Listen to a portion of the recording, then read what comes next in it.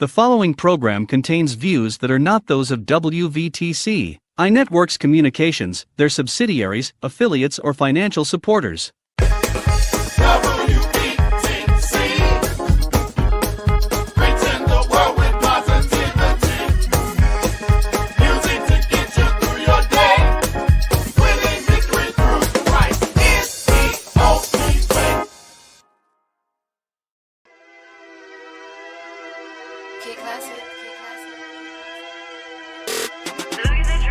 I drip like holy water.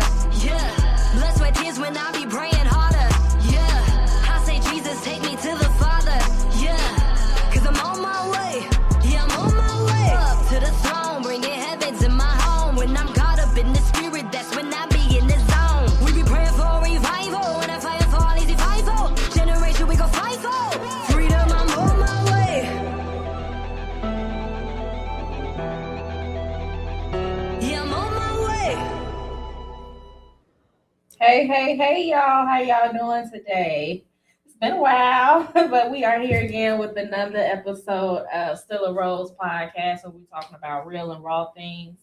And it's been about a month, which that's what we're going to be doing new this year. We're going to be doing segments about once or twice a month. And today I have a guest named Frida Foster, and she's going to introduce herself in a quick moment. I'm very pleased to have her here because we have a great topic today that normally I haven't never even talked about because I'm so used to dealing with women issues that I don't really get to talk about our guys and what fathers need and everything, but I am very pleased to bring her on here today. Now, y'all know with the company that I have, where we mentor and coach, and I talk about how we also have a side where we do self-publishing.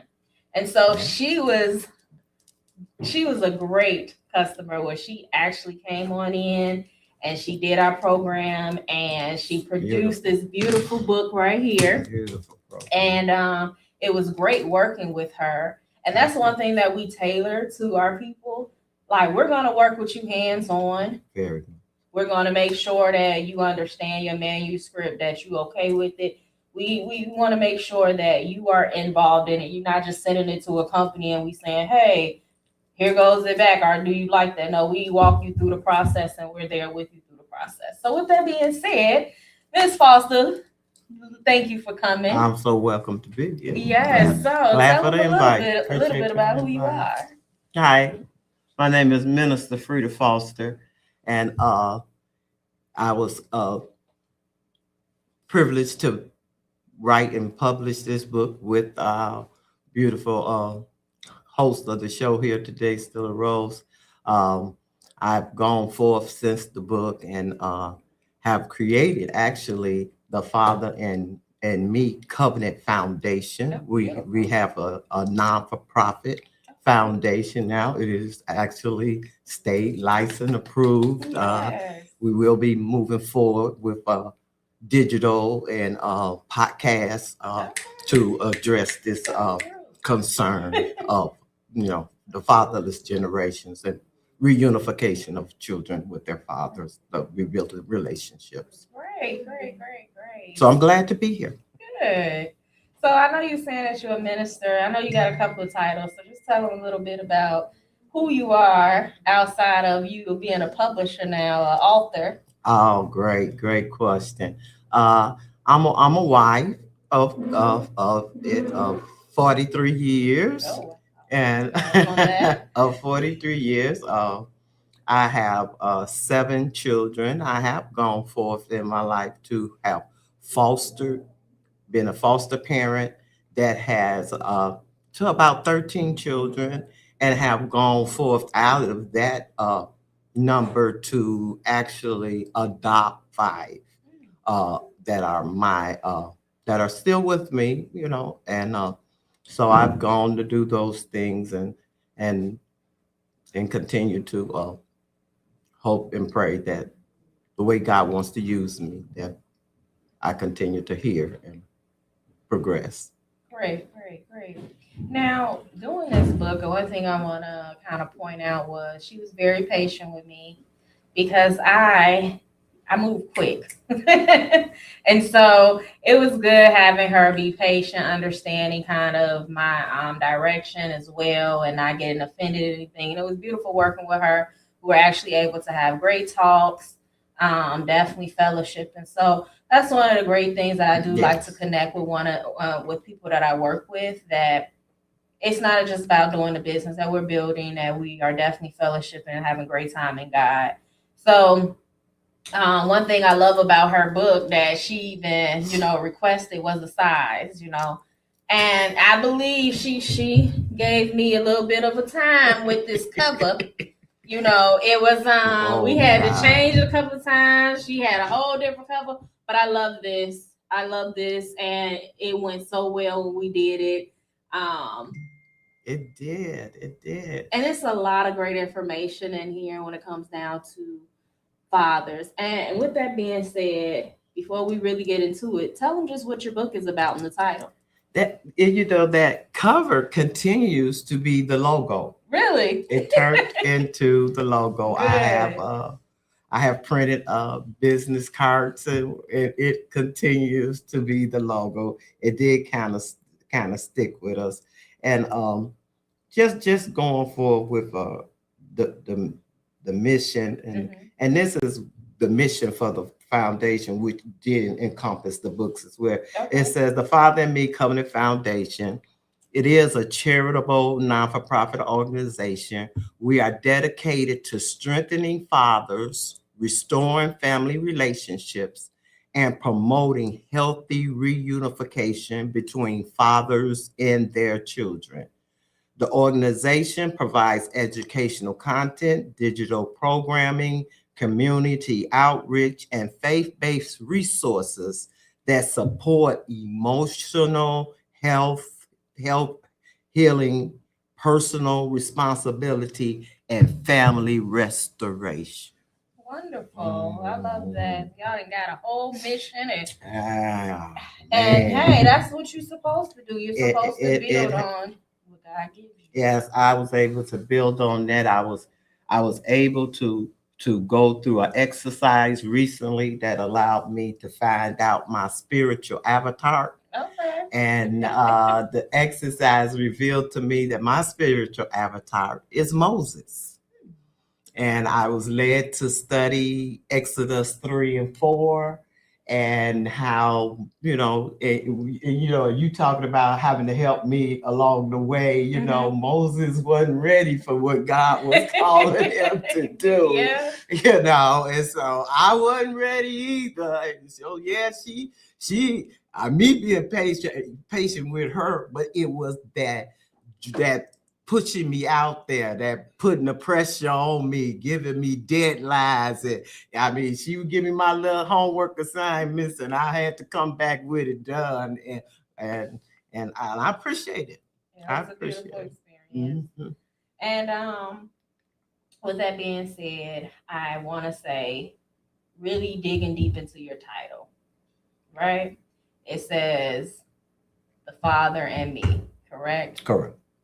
All right. So when I was reading and as I was doing the editing and everything, to me, it really spoke to individuals that grew up without their fathers. And I don't believe that is talked about enough. So, yeah, and honestly, I can say I grew up, we saw it. I can honestly say this generation has done so much better. When I see I've noticed it too. Yeah, like I see a lot of more young folks really in tune with their children, especially our Black men. So kudos to y'all in this generation that has really upped the bar and stepped your game up from just what our culture was used to back in the day. Yeah. And taking fathers out the homes, or whether it was drugs, whether it was the government, whether it was just their own ignorance. It was a lot of that back in the day. Yeah, I spoke with a young lady as recent as yesterday who's looking for some public housing, and she has 3 children, and a part of the application kind of geared toward, do you have a man in this house? Really? Even today. They still doing that. For her to capitalize on that government's. Yeah, because you can't have too much income in the house.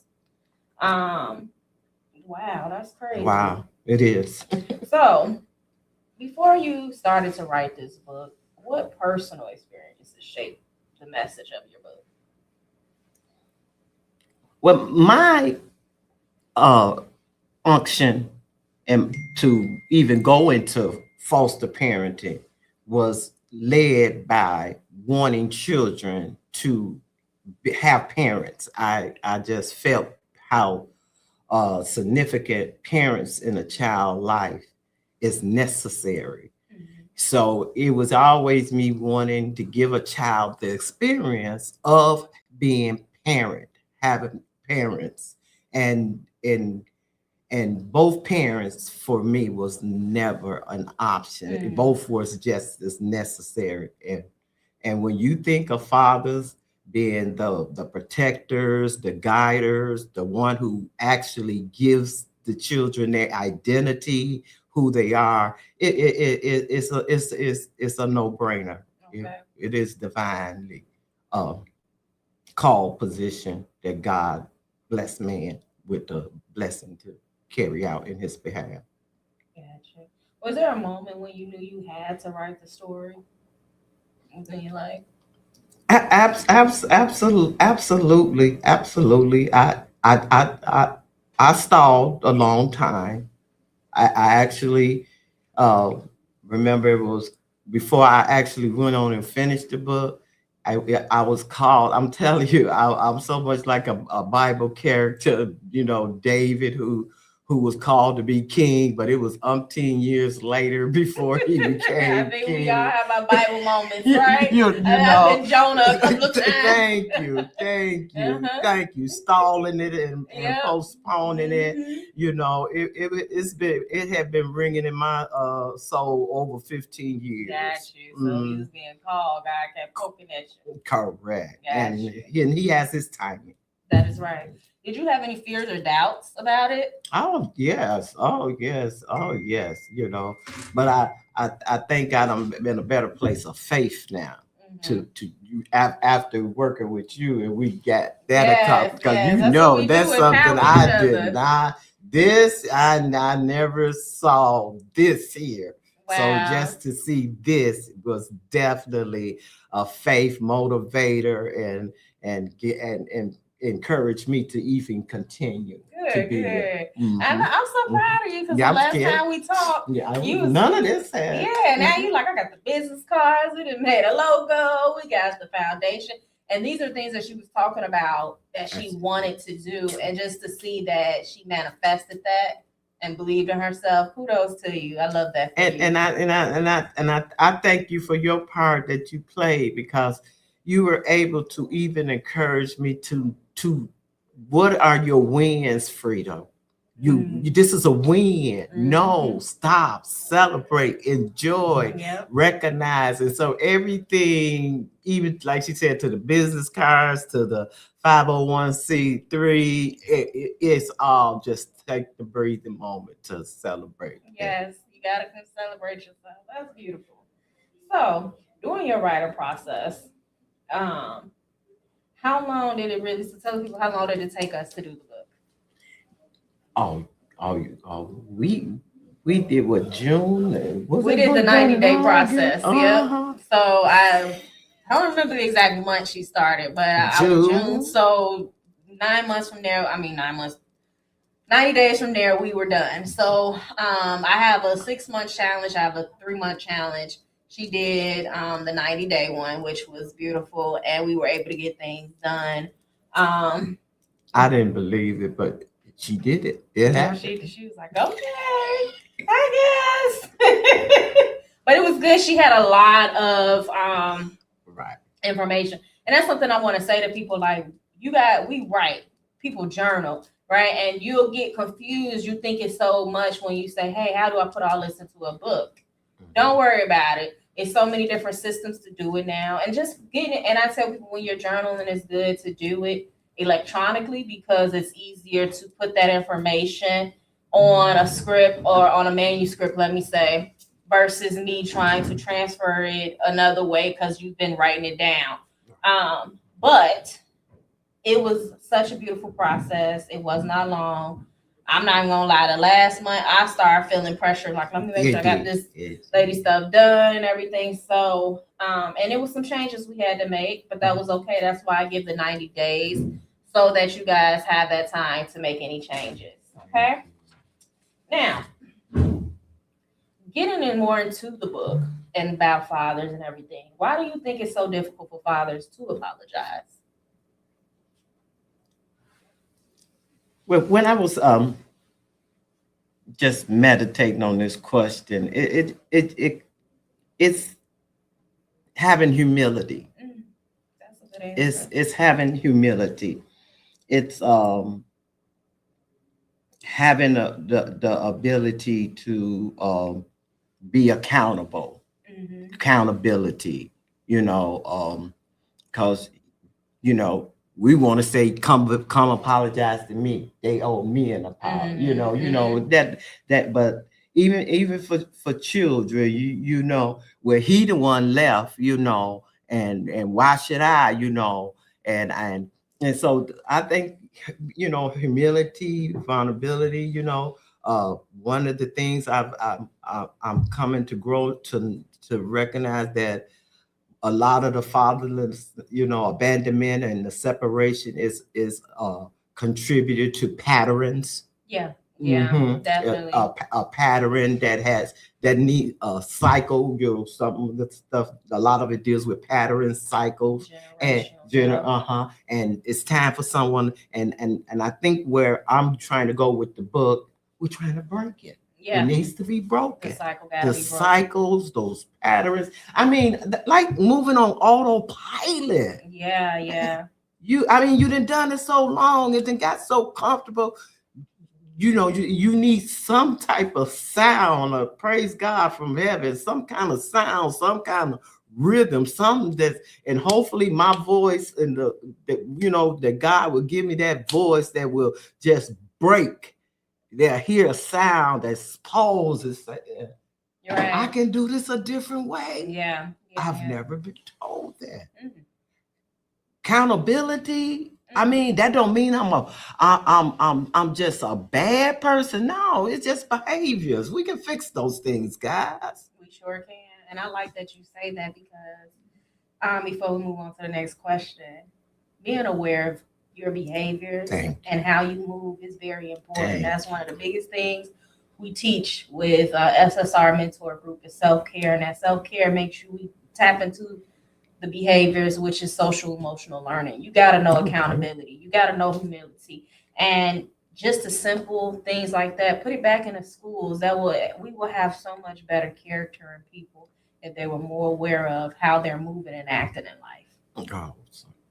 Now, what kind of wounds came from absent or emotional, unavailable fathers? I think one of those that really resonates with me is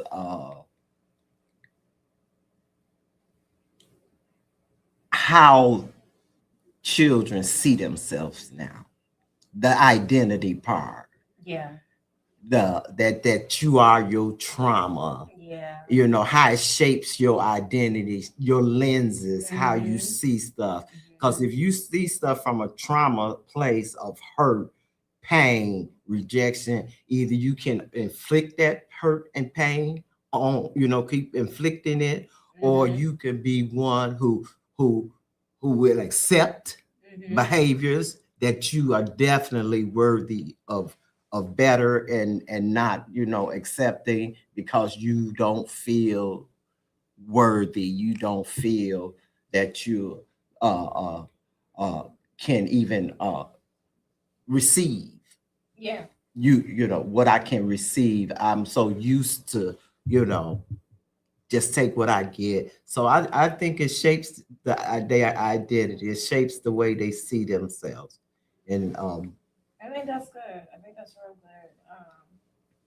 Because you do see a lot of people that grow without fathers. They feel a sense of them not knowing self because they don't know that other side of family. They can also even feel abandoned, or rejected. So all that goes. I mean, when you're trying to hide this, my father's in prison. I don't want to, depends on your environment. I don't want anybody to know.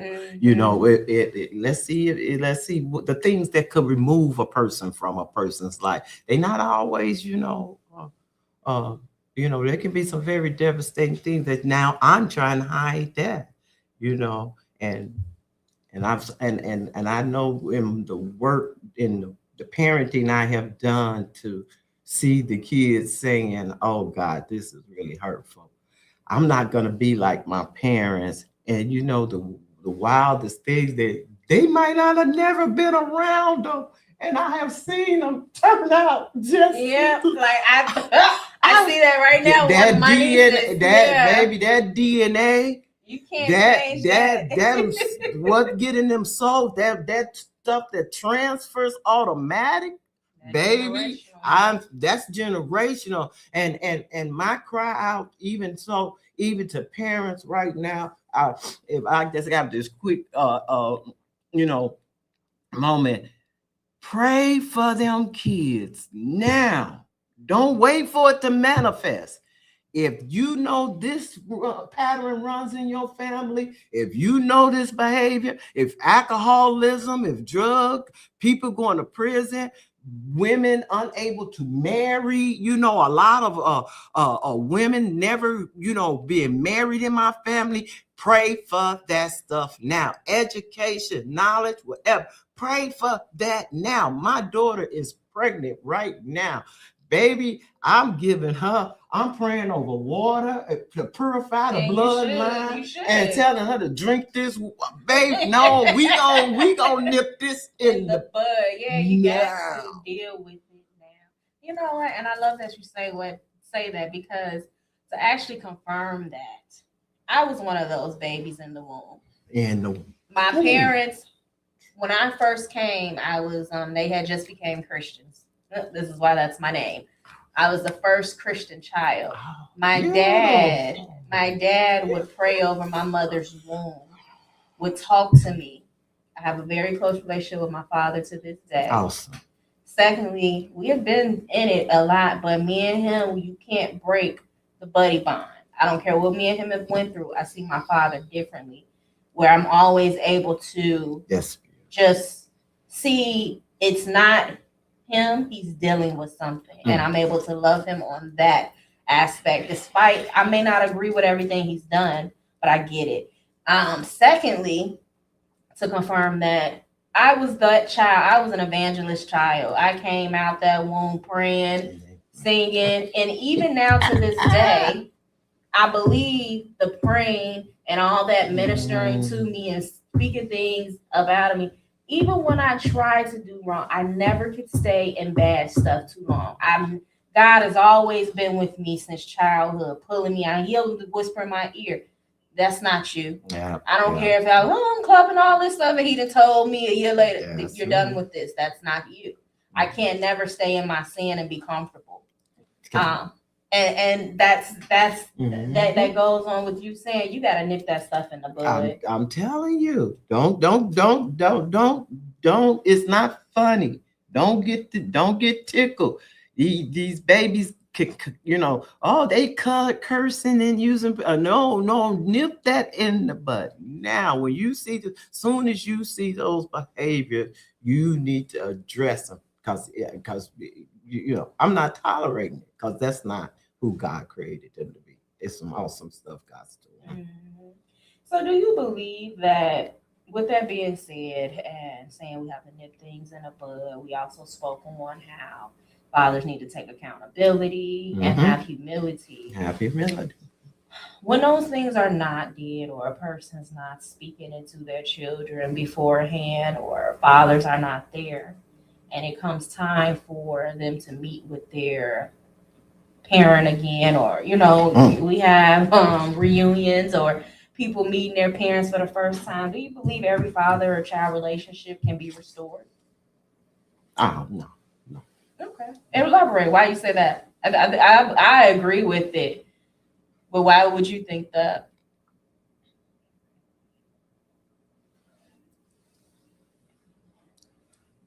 Because some stuff comes with what is toxic. Yeah.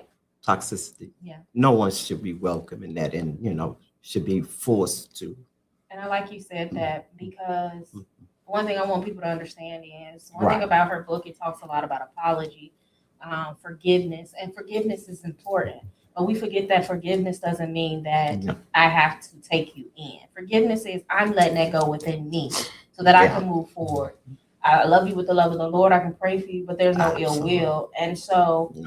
there are situations where parents have sexually molested their child. There are situations where parents have physically beat the heck out of their child. Mhm. Certain things are hard to restore because True, it was so true. much toxic and Yes. damage there. Yes. So one thing I want you guys to understand with her book, she's not saying everything can be restored. She's not saying everybody has to take their parent in and be happy-go-lucky. What she's talking about is more so the power of forgiveness. Yes, sir.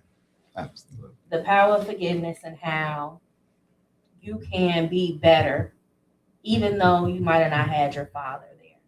How you could not live life allowing your traumas and the absence of rejection and abandonment to dictate or define your life.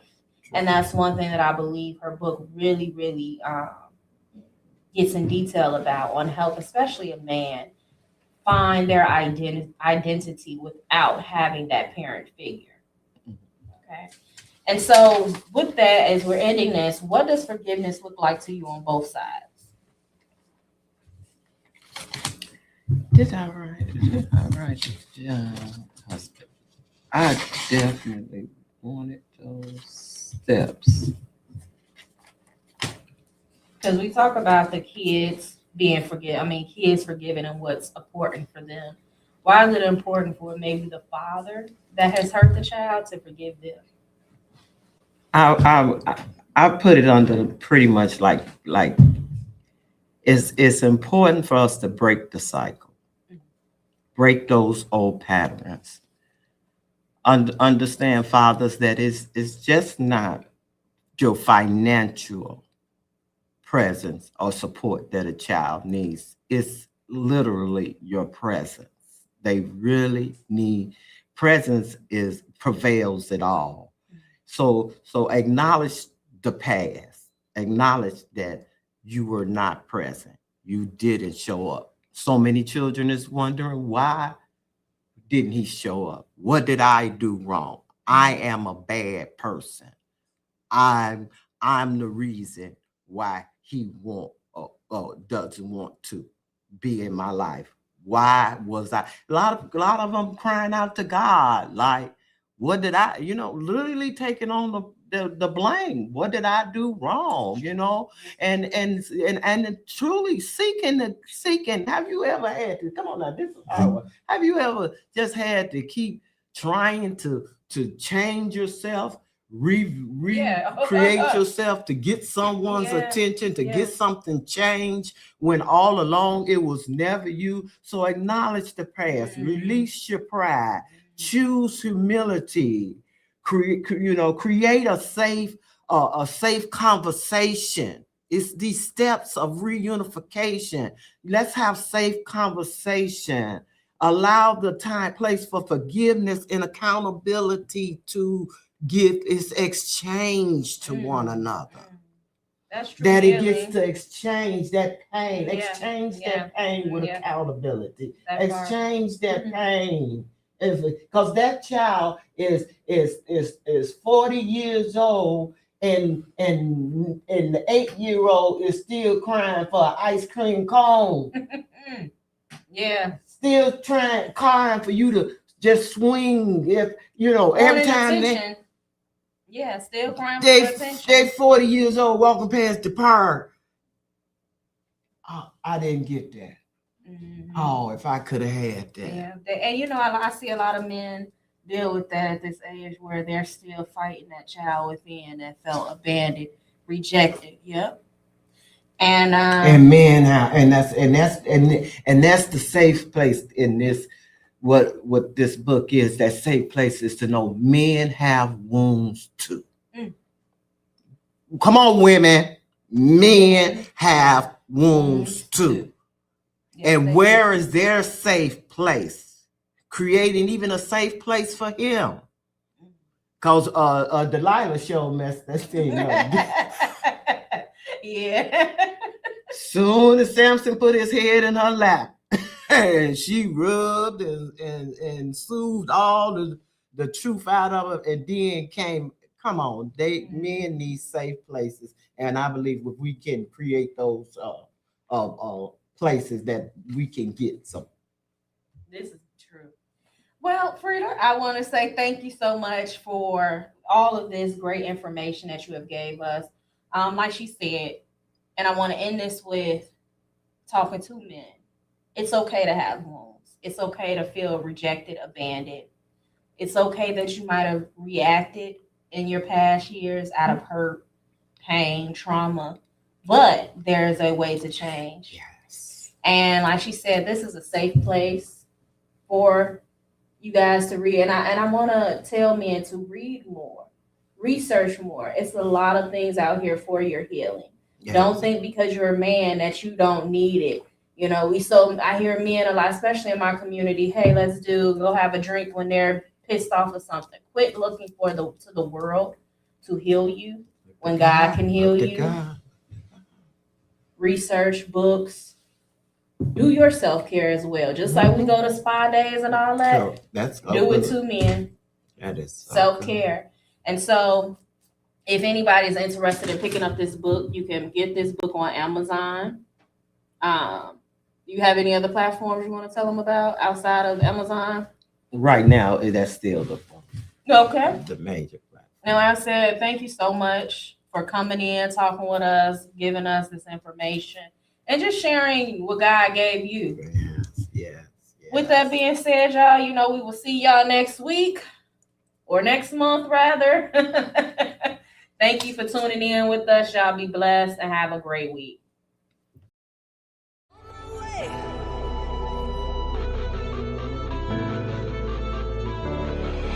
Yeah, we drip, got me sweating cause the spirit is so thick, got me thinking I might miss it, got to jump in cause I'm so sick of being Christian, but don't live me the more. Take me to the Father, time for us to start living with purity and honor. Jesus saved me from my sins, so I live for him harder. Bell strap, play strap, boot strap, sword strap, that's that kingdom armor. Oh, when a spirit coming through. All these chains be coming low. See, I'm on the ground like ooh, demon shoot, you are not smooth. I drip like holy water, yeah. Blood, sweat, tears when I be praying harder, yeah. I say Jesus, take me to the Father, yeah. Cause I'm on my way, yeah, I'm on my way up to the throne, bringing heaven to my home. When I'm caught up in the spirit, that's when I be in the zone. We be praying for revival, when I fight for all easy fivefold. Generation, we go fivefold. Freedom, I'm on my way. Yeah, I'm on my way.